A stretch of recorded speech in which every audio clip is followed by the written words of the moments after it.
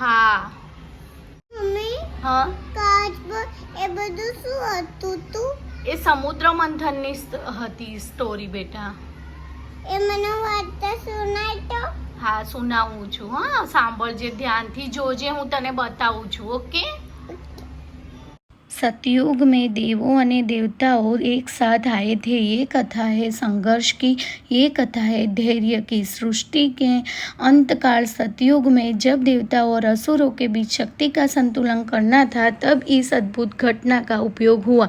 समुद्र मंथन एक घटना नहीं बल्कि सृष्टि की रहस्यमय शक्तियों का आह्वान था। समुद्र मंथन के लिए मंदराचल पर्वत और वासुकी नाग को रस्सी के रूप में चुना गया। जब पर्वत को समुद्र में स्थापा गया तो वो डूबने लगा। तब भगवान विष्णु ने कश्यप अवतार धारण कर अपने ऊपर मंदराचल पर्वत को धारण कर लिया।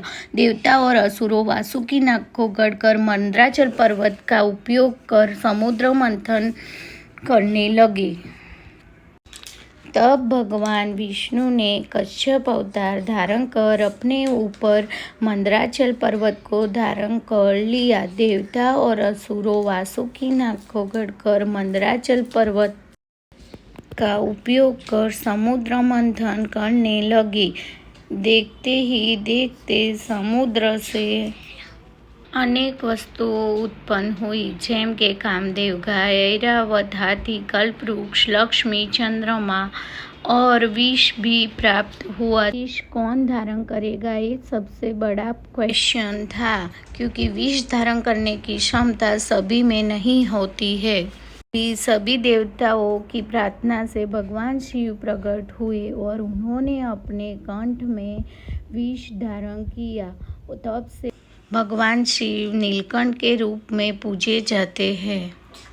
उन्होंने अपने कंठ में विष धारण कर लिया। अंत में समुद्र से भगवान विष्णु अमृत का कलश लेके प्रकट हुए।